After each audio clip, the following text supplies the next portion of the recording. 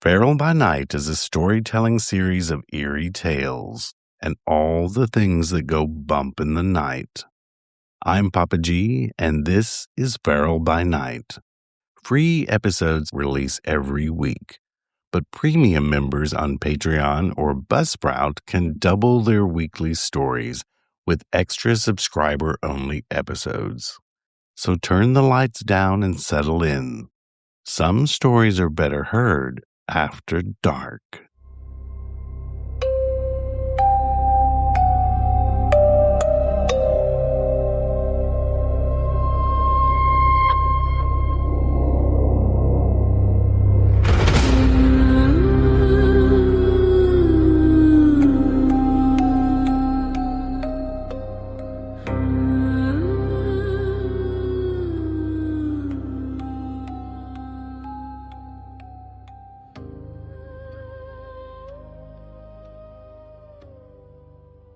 Nolan Pike found the staircase because his boot went through the shed floor, and something underneath breathed cold air against his ankle.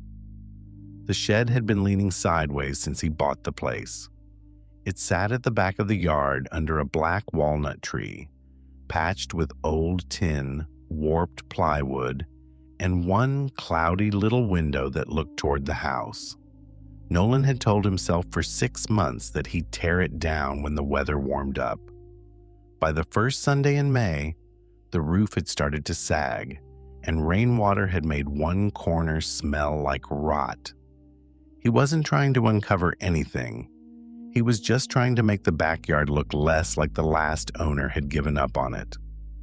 The first half came down easy. The boards were soft, the nails were loose, and the whole thing had the tired feeling of something that had been waiting to fall apart. Nolan worked through the morning with a pry bar and a circular saw, stacking the wood along the fence. Around noon, he stepped onto the last solid section of floor and felt it crack under him. His right leg dropped to the knee. For a second, he thought he'd found a groundhog hole or an old well.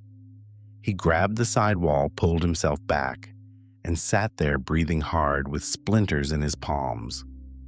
Then the cold draft came up through the broken floorboards. It smelled like wet concrete, stale bedding, and something cooked a long time ago. Nolan pulled up the remaining planks one at a time. Under the shed floor, hidden beneath 3 sheets of plywood and a layer of roofing felt, was a flat concrete slab with a square opening cut into it. A narrow staircase went down under the yard. The steps were poured concrete and they turned left before he could see the bottom. There was no hatch, no lock, no warning sign. Just stairs, hidden under a shed that had been built right over them. He stood at the top for a long time, holding the pry bar like it meant something. The afternoon was bright around him, and the neighbors were mowing their lawns. Somewhere down the street, a dog barked at a leaf blower. Everything above ground looked normal. That made the staircase worse. Nolan used the flashlight on his phone and aimed it down the steps. The light caught damp walls, old spider webs, and a strip of brown carpet runner nailed to the middle of the stairs. It wasn't rotten. It wasn't new either. It had been worn down in the center, the way carpet gets when people walk the same path for years. That was the first thing that made him back away. He called the non-emergency number because calling 911 felt dramatic, and because he still wanted this to be somebody else's problem in a harmless way. Maybe it was an old storm shelter. Maybe kids had used it as a clubhouse. Maybe some previous owner had been paranoid and built a bunker under the shed during the Cold War. By the time 2 officers arrived, Nolan had walked the yard 3 times and found nothing that made sense. There was no second door on the property, no vent pipe sticking out of the grass, no power line leading from the shed. The staircase went down into the ground like it had always been there, and the shed had been placed over it to keep anyone from seeing. The officers went down first. Nolan stayed at the top, listening to their boots on the steps. The sound changed when they reached the bottom.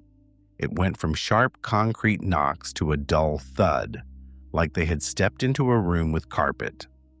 One of them called up and told him he needed to see it.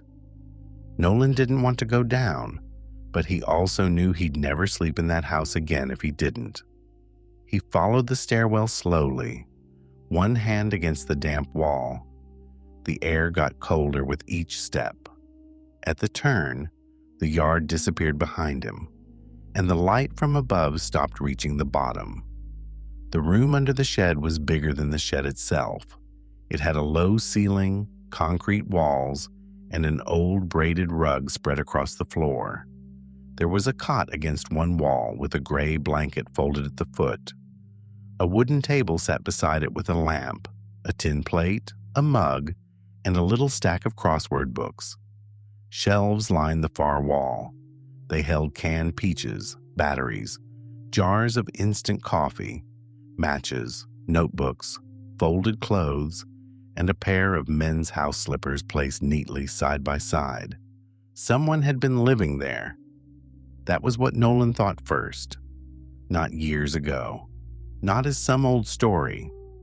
Someone had been living there recently enough to keep the place ready. The officers checked every corner.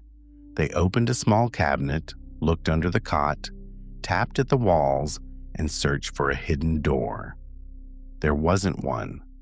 There was only the staircase Nolan had uncovered, and it led straight up into the shed floor. One officer said it was probably a trespasser. Someone had found the space before Nolan bought the house, covered the entrance, and used it when nobody was looking.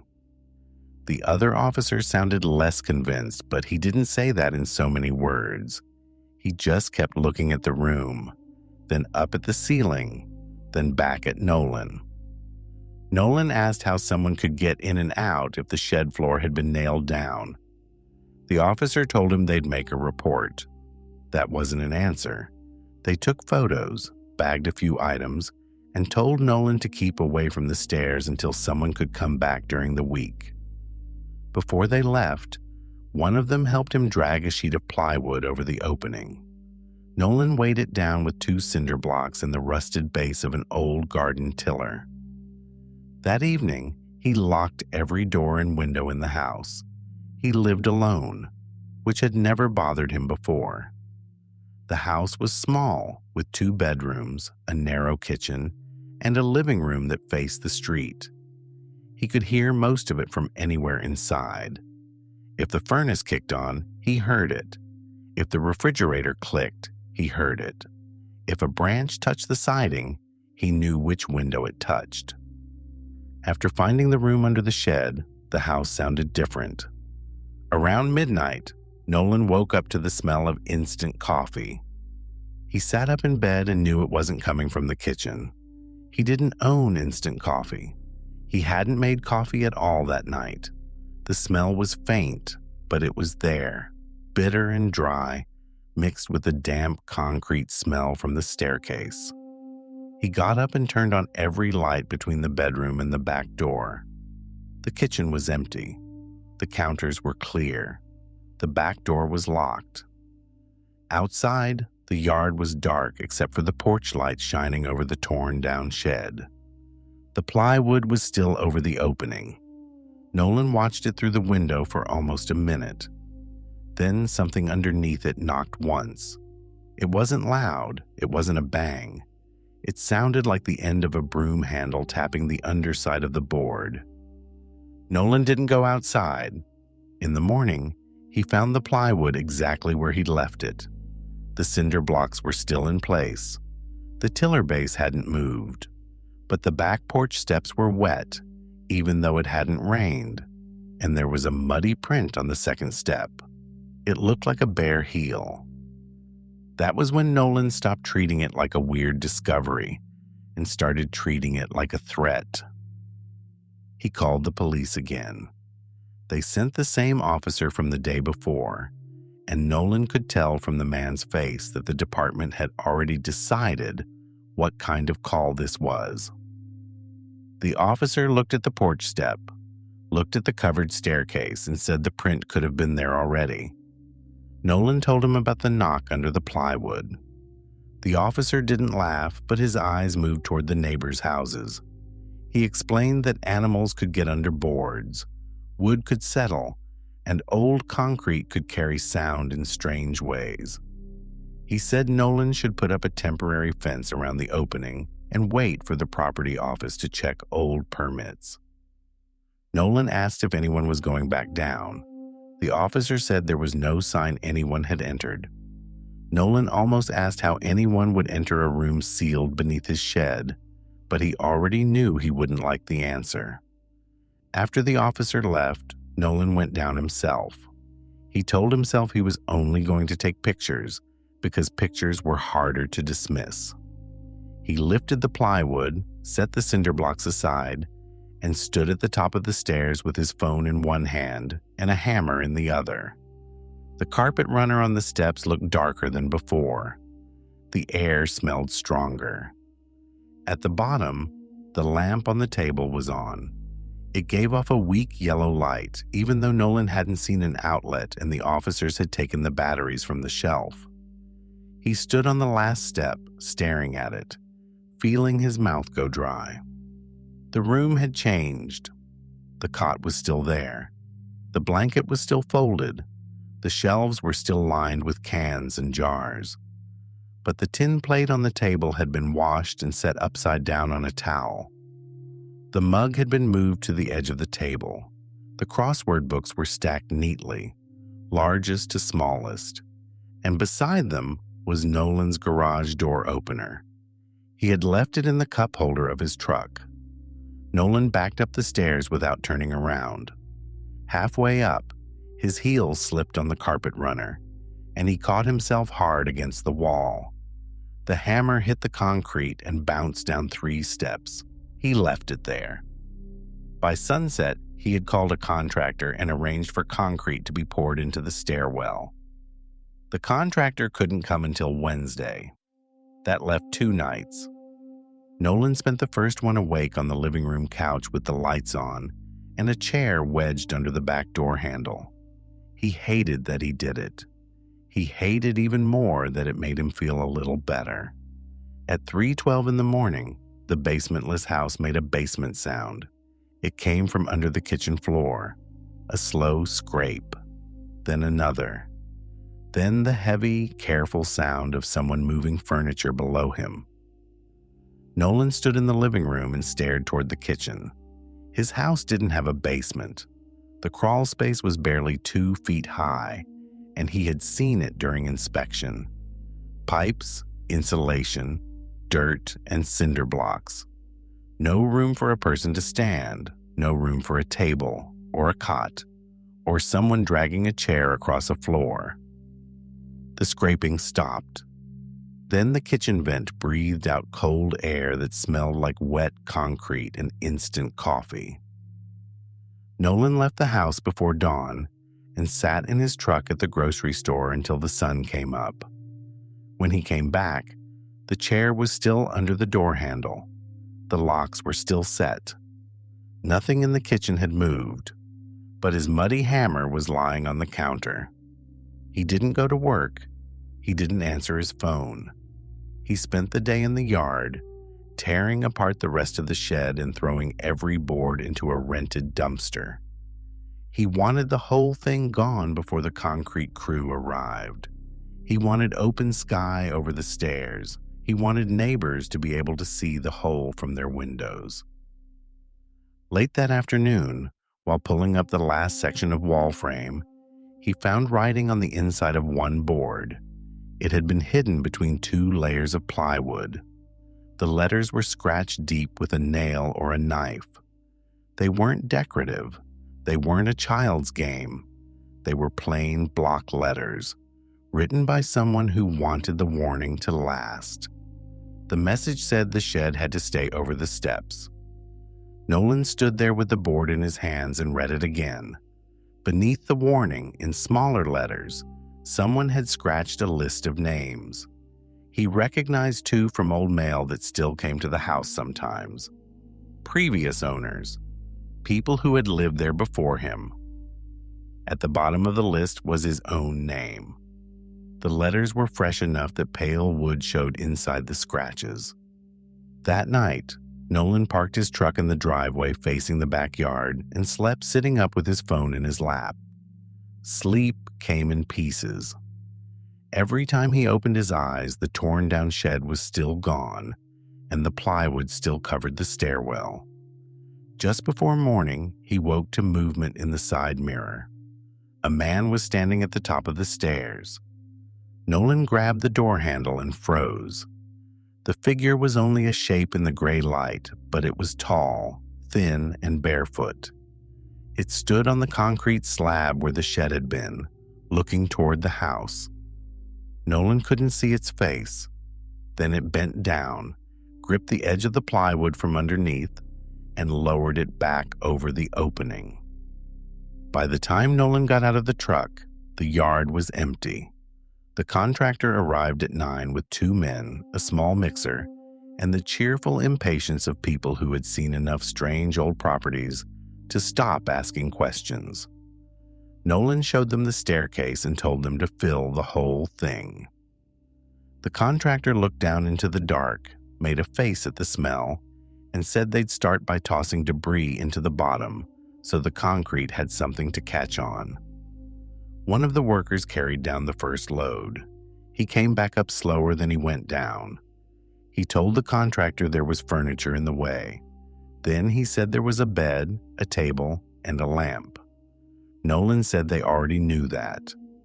The worker shook his head and said there was more now. Nolan went down before anyone could stop him. The room had been remade. His living room rug was on the concrete floor. His green armchair sat in the corner. His spare boots were lined up under the cot. The framed photo of his parents, the one from his bedroom dresser, hung crooked on the wall. On the table was a plate, a mug, and his wallet open beside them. The lamp was on again. Across the far wall, scratched into the concrete in fresh white lines, was a rough drawing of the shed. It showed the old roof, the warped door, and the cloudy little window facing the house. Under the drawing, more words had been cut into the wall. This time, Nolan didn't need anyone to read them for him. The shed had kept it down there. He ran up the stairs so fast he scraped both hands on the wall. The contractor called after him, asking what he wanted to do. Nolan told him to pour everything. He told him to fill the stairs, the room, the walls, the whole damned hole if the ground would take it. By late afternoon, the opening was packed with broken block, old boards, gravel, and wet concrete. The top was smoothed level with the slab. The shed was gone. The staircase was gone. Nolan stood in the yard until the men left and watched the concrete darken as it set. For the first time in 3 days, the backyard looked ordinary. That night, the house stayed quiet. Nolan slept in his bed until a little after 4, when he woke up because his feet were cold. Not the room, just his feet. He opened his eyes and saw that the bedroom door was standing open. A line of damp footprints crossed the hallway carpet. They started at his bed and led toward the closet. Nolan didn't move at first. He lay there, listening. There was no scraping under the kitchen, no knock from the yard, no smell of coffee.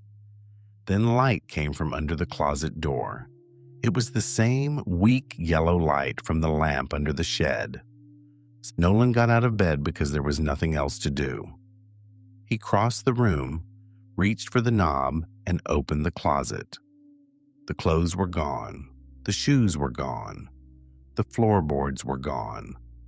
A narrow concrete staircase went down into the dark, and at the bottom, just past the turn, his green armchair waited under the yellow lamp with a folded gray blanket placed neatly across the back.